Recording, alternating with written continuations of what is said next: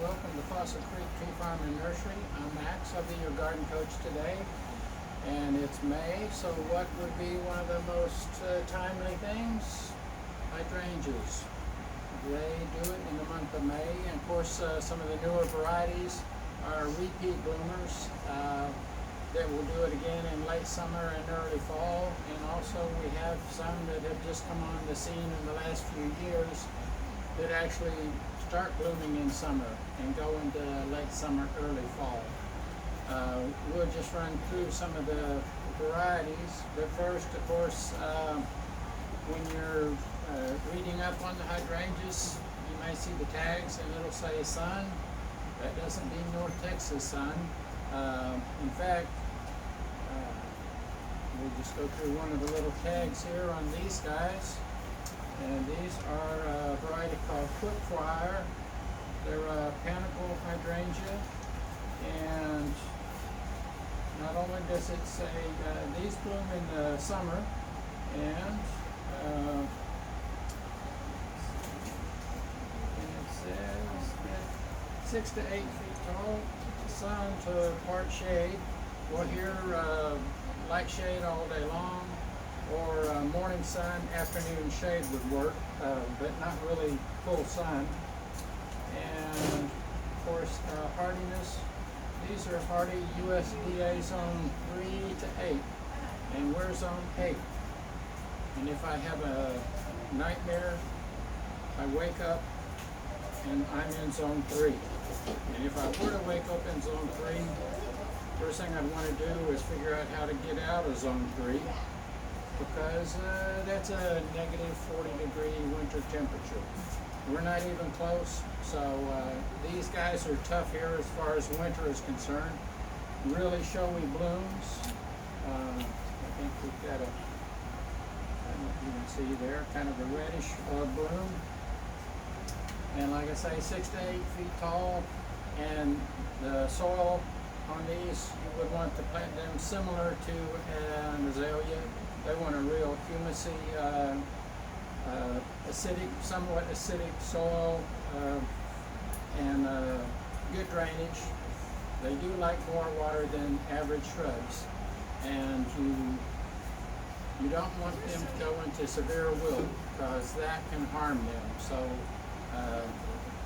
they are, keep an eye on them, and initially these guys may take watering 3 times a week, you know, in the summer, but you don't want to flood them because they don't want to be soggy. They just want to get a drink. Even after they're established in the heat of the summer, they may take watering a couple times a week. But they are some of the showiest plants you can have in your landscape.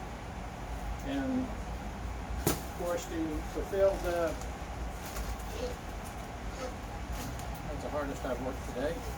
The planter's mix would be the soil amendment that you would use. Turn off my radio, I forgot again. But this is a mixture of compost, aged pine bark, and sphagnum peat.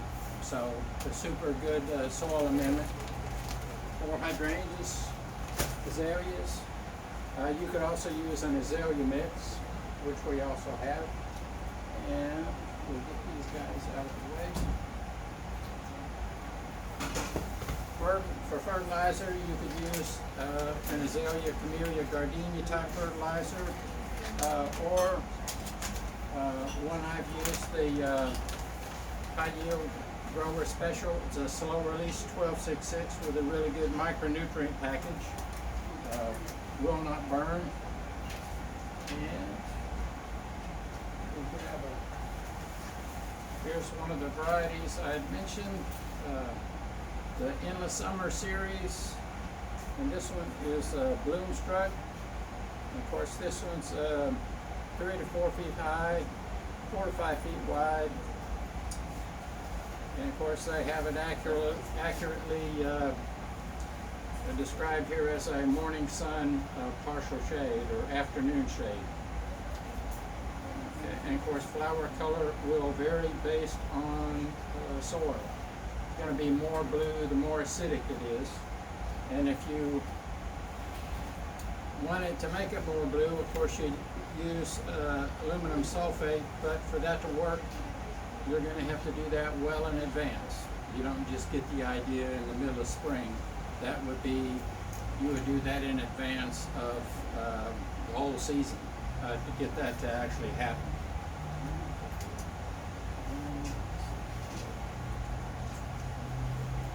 Here's another variety. And these guys are just, this one's kind of well on its way. This one, the Endless Summer Series is one that will bloom in May and also bloom again late summer, early fall. And here's this guy. He's just getting started. This is incredible. These will get much larger. And of course, I've got a good picture there of what it's going to be looking like. Big white. And this guy, size-wise, 4 to 5 feet tall. Blooms now. And, fertilize this one in the spring.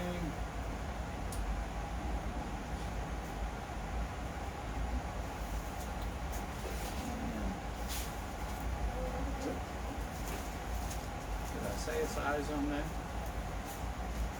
Maybe 4 to 5 feet tall. Very showy.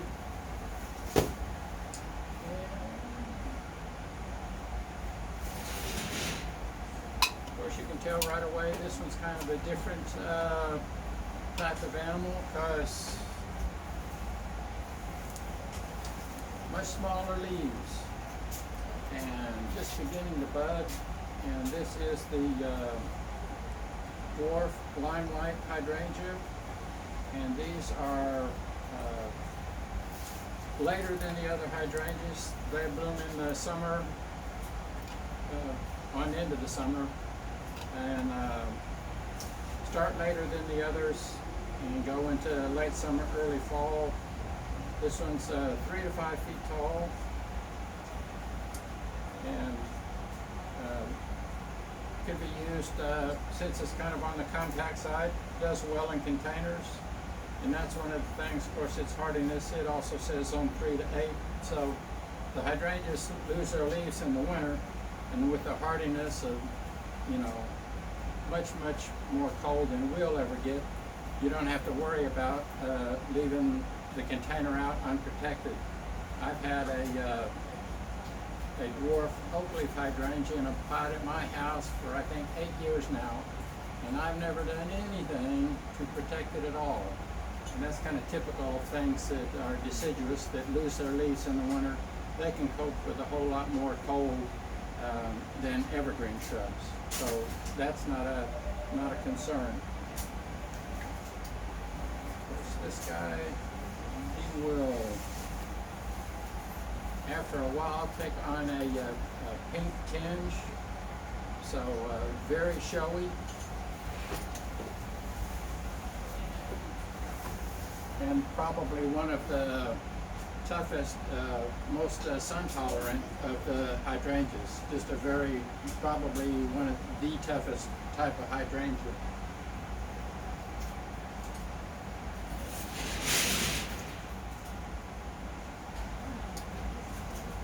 This guy is, not surprisingly, oak leaf hydrangea, and these guys start out white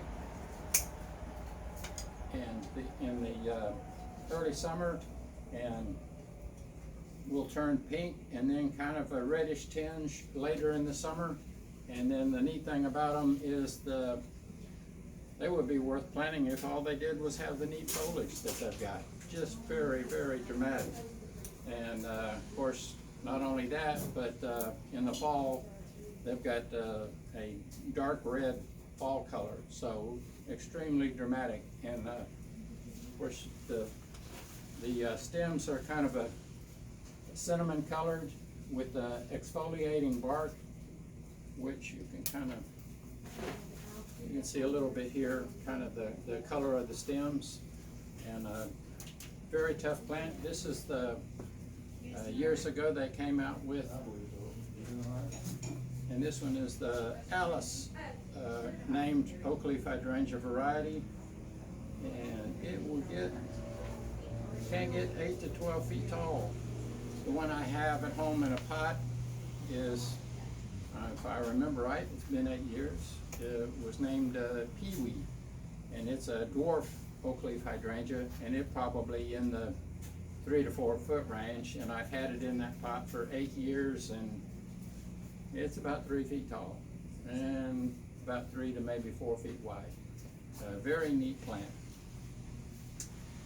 And these, of course, if you've ever heard me talk before, you know I'm a sucker for what I call architectural plants.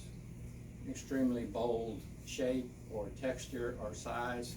I think this is in the top 5. Just a super neat texture and a neat color of green. Great addition to any landscape.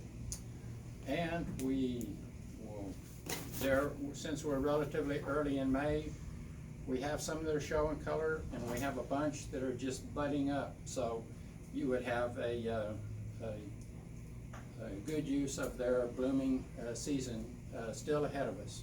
So that'll do it for hydrangeas. Happy gardening.